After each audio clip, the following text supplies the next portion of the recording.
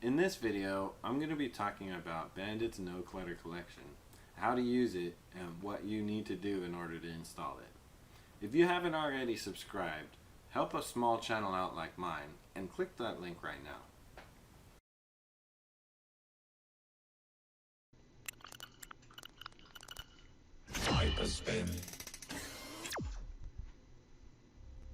Hey guys, want to give you a visual tour of what's inside of the pack so you can check out what it is before you download it.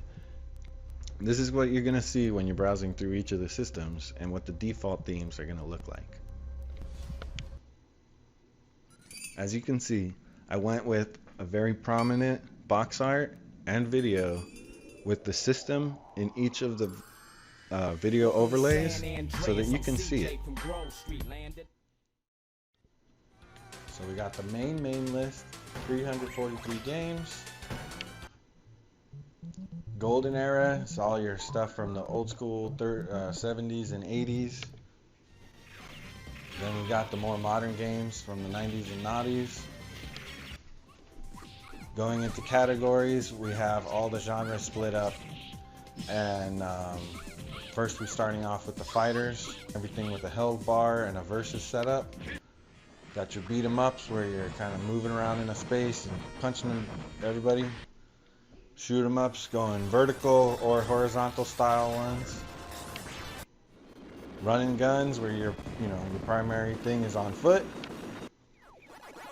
You got your maze games, so your gauntlets and your Pac-Man. You got your platform games, which is like Mario style gauntlets, ghosts and goblins. Over-the-shoulder shooters are like Cabal and Blood Brothers. Then you got driving games, every kind of sports, so all different types of sports, and all the different lovely puzzle games that are my favorite arcade games. So, here you can see it's the video prominently displayed with the system underneath, the box art, and the cartridge.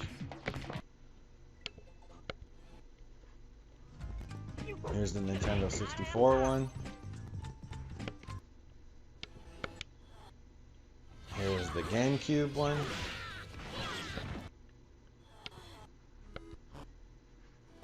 Game Boy.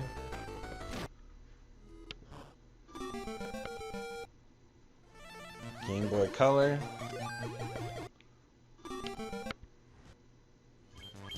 There's Advance. Master System, Genesis,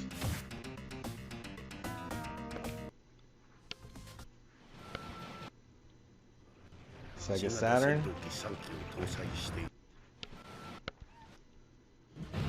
Dreamcast, Game Gear, PlayStation,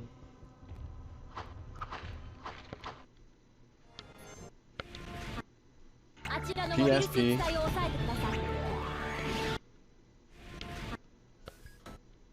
and Lynx.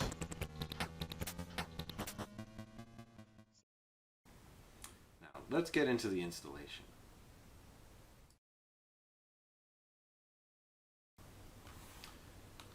Hey guys, I hope this helps you connect your Shield to your computer over the network. So in order to do this, you're going to want to go to 3 places. The first is open up Apps and Features. You can get to that by right-clicking and going to Apps and Features. Once in Apps and Features, then you go to Related Settings and open up the old Programs and Features. Once you're in Programs and Features, then you can turn on Windows Features. Go in to SMB and turn on your client.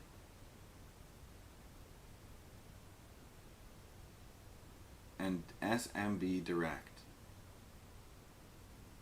Click OK and restart. If you haven't already changed your network settings, you're going to want to go in here, go to storage and reset, and then turn on transfer files over local network. So let's go into the network and go check that out. It'll be right here under a computer. Go inside and it should say internal. This is the root of your internal storage. So now that you have the files and access to your Shield over the network, you're going to want to verify that those files are indeed correct. Either open the par2 file or the SFV file and verify the integrity of the archive. When you are finished verifying the integrity, you're going to want to use whichever program you're used to extract to your Shield drive. Now here I have it mounted, but you may be looking at something similar to this where there's a network. Go to your Shield and go to either internal or external storage, or if you're extracting to a flash drive, go to the flash drive, open that up and extract into that flash drive. Okay, so if say here this is where it's going to be extracted, I would take this file,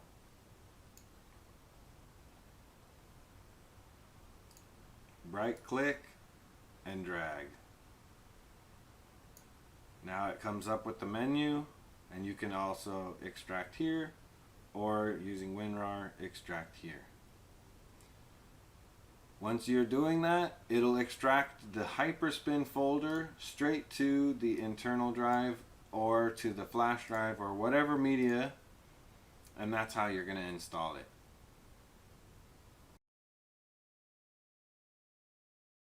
So now that you have the files extracted to your Shield, you're going to want to access them using some type of file browser and use it to go into your Hyperspin folder and go to emulators. You're going to want to install the Dolphin Master 5.0 version. This file is the only one that's mandatory that you can't get on the Play Store.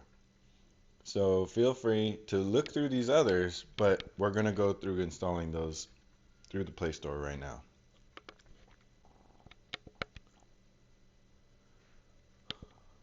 So all you need to do, search for each one. Hyperspin. Install that. RetroArch. Install that. MuPen 64 Plus FZ. Install that. Yaba Sanshiro. Install that. PPSSPP. And install that. So now that you've installed RetroArch, you're going to want to load some cores. By default, none of these will show up, but these are all the cores that you're going to need. Go ahead and install those by browsing to each one and installing it. Once you've finished that, you're going to want to go into Settings, go to User Interface, Show Advanced Settings, make sure that's enabled. Now that you can see advanced settings, you can go into Saving and turn on System Files are on Content Directory. Now for anyone else who's trying to get the frame overlays going on, you're going to want to change your opacity here to 1.0 before you start configuring any of your core overrides. This will help you down the road immensely.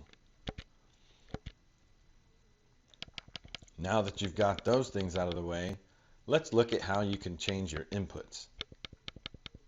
You're going to want to go to Input Hotkey Binds in the Input section in order to turn on a feature that many don't know about. There's a button here to enable hotkeys. I have this set to the right joystick button. Once this is set, now any of these other buttons will be enabled only when you press it. So for myself, I have load game, save game, fast forward toggle. Quit RetroArch is a very important button. I have that set to the back key. Save state slot plus, save state slot plus, minus, rewind. These are all very important features that make the interface of RetroArch one of the best emulation interfaces that's available to this day. Once you've got this all set up to your liking, that's pretty much it. The only other major thing is you may not turn on auto save state and auto load state if you wish to use the Raycast core, because this will crash Raycast when it loads. I would suggest leaving this setting to off and changing your core override by saving the core override individually for each of the system that you want to load and save on quit and start respectively. Beyond that, that's all that you really need to know in order to get RetroArch up and running so that you can play a bulk of the games that are in this pack. Hey guys, I wanted to give you a brief overview of what settings you're going to need to do in order to play these games at a stable rate. Okay, so you're going to want to change these settings to be identical.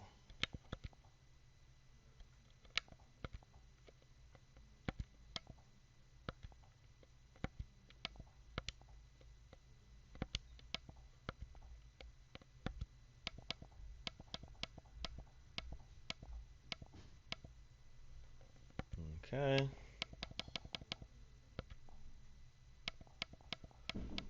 as you can see, all the hacks are on except for immediately present XFB.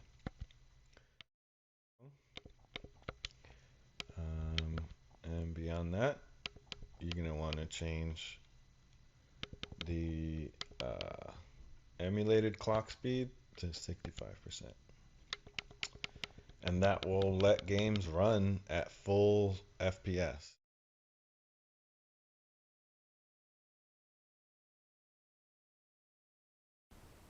So I hope this video really helped explain how to use this pack. And if you haven't already, help this small channel out by subscribing right now. And I hope to see you guys with more footage coming soon.